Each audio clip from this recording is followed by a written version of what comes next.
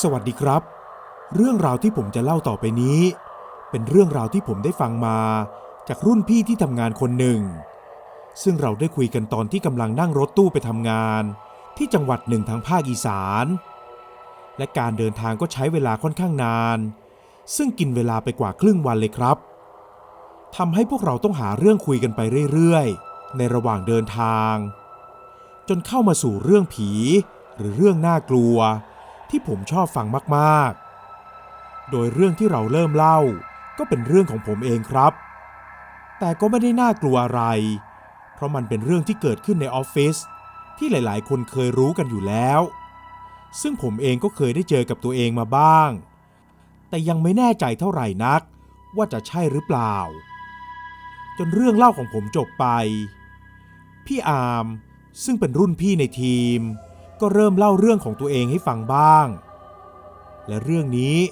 ก็เป็นเรื่องที่เกิดขึ้นมานานหลาย10 ปีแล้วซึ่งพี่อาร์มก็เป็นคนประสบพบเจอด้วยตัวเองและอยู่ในเหตุการณ์นั้นทั้งหมดพี่อาร์มเล่าให้ผมและคนอื่นๆที่อยู่บนรถตู้ในวันนั้นฟังว่าเมื่อก่อนตอนที่บริษัทของผมยังไม่ได้ย้ายมาอยู่ณที่ปัจจุบันเราทำงานกันอยู่ที่ตึกใหญ่ตึกหนึ่งครับซึ่งเป็นการเช่าพื้นที่ในการทำงานและในตึกนั้นก็จะมีบริษัทอื่นรวมอยู่ด้วยซึ่งก็แบ่งเป็นชั้นๆไปตอนนั้นพี่อามแกเพิ่งจะขึ้นมาเป็นหัวหน้าฝ่ายไอทีใหม่ๆและจะคอยดูแลควบคุมห้องเซิร์ฟเวอร์และการส่งสัญญาณทั้งหมดไปยังสำนักงานและเครือข่ายต่างๆของบริษัทซึ่งเป็นเรื่องปกติที่จะต้องเข้าทำงานเพื่อตรวจความเรียบร้อยและดูแลระบบต่างๆซึ่งในทีมของพี่อาร์มเองก็มีกันอยู่หลายคนทำให้การทำงานนั้นค่อนข้างจะราบรื่นในช่วงแรกๆแต่พอมีเหตุให้ต้องย้ายเซิร์ฟเวอร์ไปที่อีกชั้นหนึ่งก็เริ่มจะมีปัญหาในเรื่องของระบบการทำงานบ่อยมากขึ้นเรื่อยๆบางครั้งเซิร์ฟเวอร์ก็ดับไปเองบ้างถึง 2-3 ตัวหรือมีการทำงานที่ไม่เสถียรบ้างทำให้การส่งสัญญาณระบบไปยังเครือข่ายเกิดมีปัญหาพี่อาร์มจึงจำเป็นจะต้องลงไปดูงานเองช่วงนั้นเป็นช่วงที่พี่อาร์มได้ใช้ชีวิตกินนอนอยู่ที่บริษัทเพราะต้องคอยดูแลระบบให้เป็นไปอย่างเรียบร้อยเวลานั้นเซิร์ฟเวอร์ก็แทบจะไม่มีปัญหาอะไรเลยครับจนกระทั่งมีเหตุการณ์อยู่เหตุการณ์หนึ่งที่ทำให้พี่อาร์มต้องมาคอยเฝ้าระวังและคิดตามในสิ่งที่ลูกน้องคนหนึ่งบอกพี่เชื่อผมเถอะถ้าไม่ใช่คืนเดือนมืดไม่ใกล้วันพระมันก็ไม่เป็นหรอกนั่นเป็นประโยคที่พี่อาร์มไม่ค่อยเข้าใจนักจนใกล้ถึงวันพระลูกน้องของแกคนหนึ่งก็เรียกให้แกเข้าไปที่ห้องมอนิเตอร์ซึ่งเป็นห้องที่ฉายภาพจากกล้องวงจรปิดทั้งหมดรอเลยพี่อีกครึ่งชั่วโมงมาแน่นอนซึ่งพี่อาร์มดูเวลาตอนนั้นก็5 ทุ่มกว่าเกือบจะเที่ยงคืนแล้วแกก็นั่งอยู่กับลูกน้องและคุยกันเรื่องงานเล็กน้อยก่อนที่แกจะเผลอหลับไปโดยที่ไม่รู้ตัวพี่อาร์มตื่นแล้วพี่ตื่นมันมาแล้วเสียงลูกน้องของแก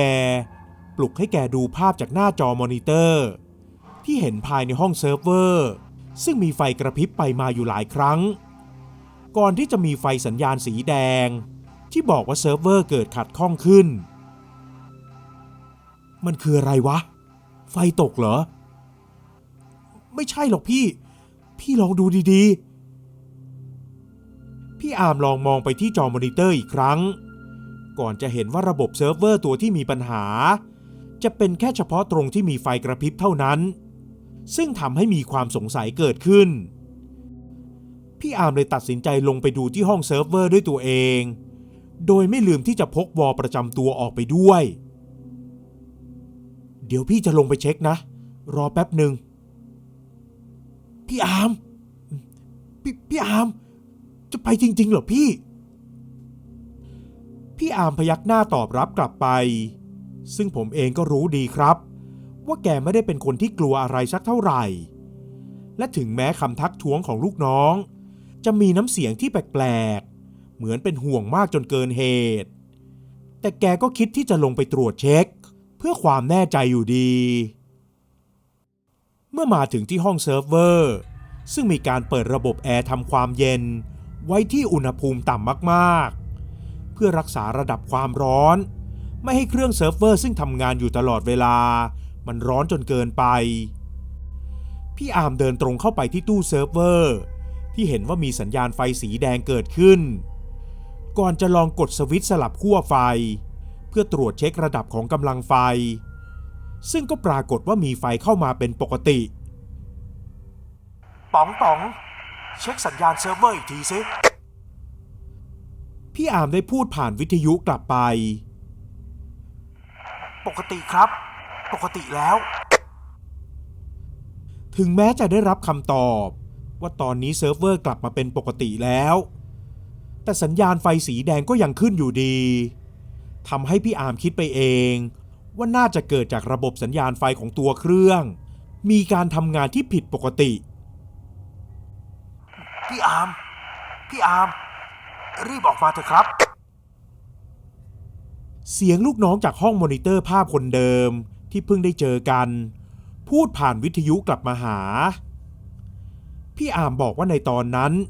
เขาเงยหน้าขึ้นไปมองที่กล้องวงจรปิดก่อนจะถามลูกน้องออกไปว่ามีอะไรหรือเปล่าแต่ไม่มีเสียงอะไรตอบกลับมา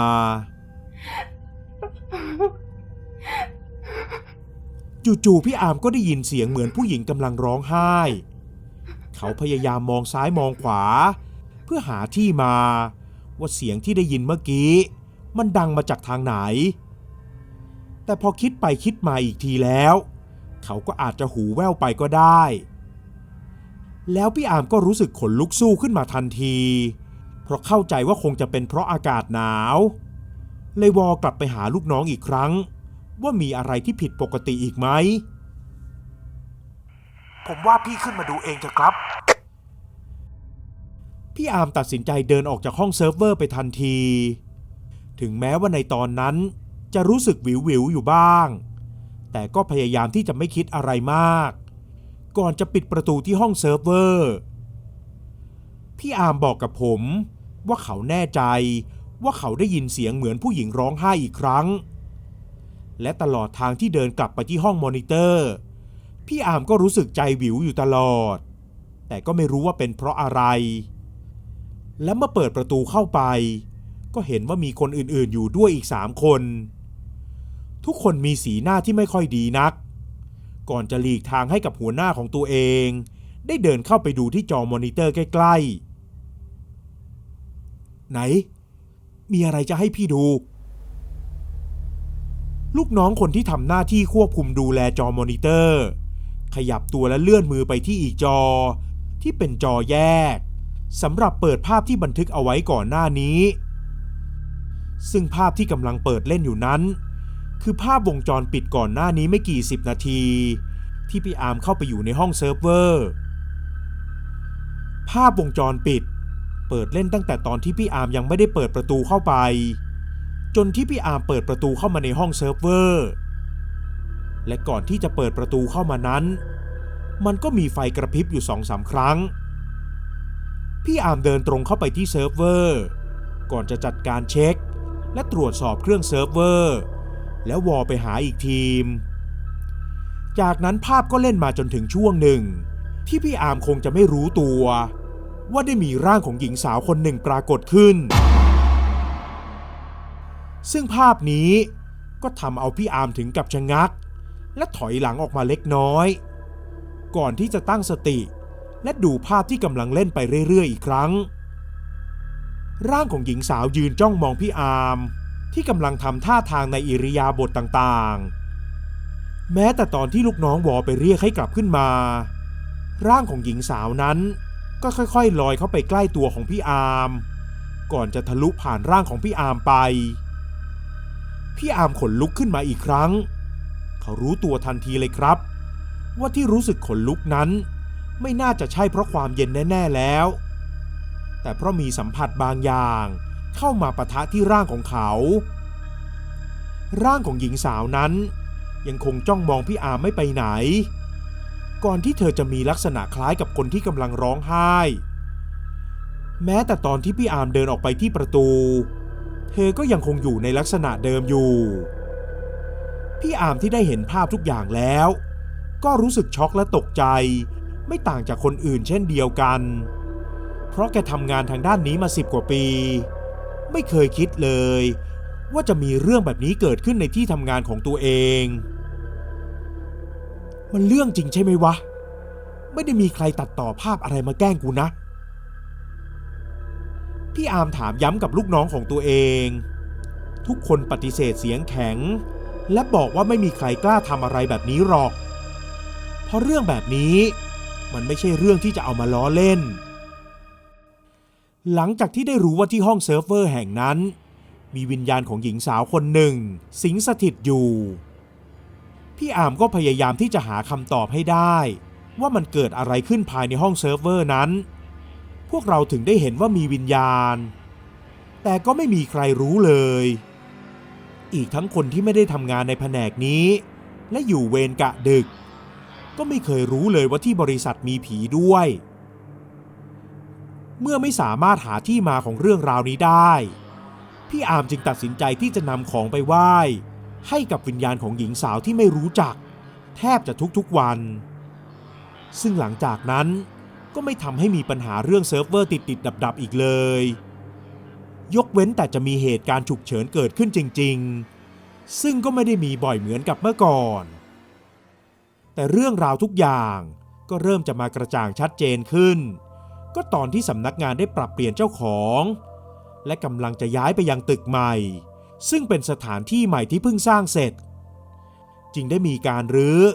และเอาอุปกรณ์เซิร์ฟเวอร์ออกมาจนหมดแล้วสิ่งที่ทำให้พี่อาร์มตกใจจนอึ้งก็คือสิ่งของที่อยู่ใต้พื้นฐานของเซิร์ฟเวอร์ตัวที่เคยมีปัญหาบ่อยๆพี่นี่มันอะไรของใครครับเนี่ยคนงานที่กำลังรื้อพื้นและคนในทีมของพี่อาร์มที่กำลังช่วยกันถอดระบบเซิร์ฟเวอร์ก็หันมามองกันเป็นตาเดียวและในมือของคนงานคนนั้นก็คือรูปภาพของหญิงสาวคนหนึ่งที่ไม่มีใครรู้เลยว่าเธอคือใครแต่เมื่อได้เห็นรูปภาพชัดๆแล้วพี่อาร์มก็มั่นใจมากเลยครับว่าเธอคือคนคนเดียวกันกับที่พี่อาร์มได้เห็นจากภาพในกล้องวงจรปิดตอนนั้นและเมื่อลองลื้อพื้นต่อไปอีกหน่อยก็เจอเหมือนกับกระถางปักธูปถูกฝังและถมทับไปกับรูปของเธอเองนี่คงเป็นสาเหตุที่ทำให้วิญญาณของเธอต้องสิงสถิตอยู่ในห้องเซิร์ฟเวอร์แห่งนี้และไปไหนไม่ได้แต่ก็น่าแปลกที่มีเหตุการณ์แบบนี้เกิดขึ้นพี่อาร์มเองที่เป็นคนอยากรู้จึงได้ลองตามหาบริษัทที่รับสร้างและตกแต่งจัดการติดตั้งระบบให้กับออฟฟิศในตอนนั้นซึ่งก็ได้ความมาว่ารูปภาพของหญิงสาวคนนั้นอาจจะเป็นเมียหรือลูกสาวของคนงานก่อสร้างที่นำติดตัวมาด้วยตอนที่มากินนอนในระหว่างงานก่อสร้างและคงจะลืมเอากลับไปด้วยถึงแม้เหตุผลจะฟังดูแปลกๆแต่พี่อาร์มก็บอกกับผมว่าเขาเองก็พยายามตามหาความจริงอย่างสุดความสามารถแล้วแต่มันก็หาได้เท่านี้จริงๆและก็ไม่รู้ว่าจริงๆแล้วอาจจะเป็นการจงใจสะกดวิญญาณเอาไว้หรือไม่อย่างไรแต่ที่รู้ๆในตอนนั้นพี่อาร์มก็ได้นำภาพของหญิงสาวไปให้กับพระท่านได้ทำพิธีเพื่อปลดปล่อยวิญญาณให้และทำบุญอุทิศส่วนกุศลไปให้กับหญิงสาวคนนั้นแล้วครับจนมาถึงทุกวันนี้เรื่องนี้ก็ยังคงเป็นเรื่องที่เล่ากันกี่ครั้งก็ไม่มีวันเบื่อในที่ทำงานโดยเฉพาะพี่อาร์มที่หลังจากผมได้ฟังแกเล่าแล้วก็ยังได้ยินแกเล่าให้รุ่นน้องคนใหม่ๆที่เพิ่งจะเข้ามาทำงานได้ฟังอยู่บ่อยๆและรุ่นพี่หลายคนที่ผมถามต่างก็การันตีกันนะครับว่าเรื่องนี้เป็นเรื่องจริง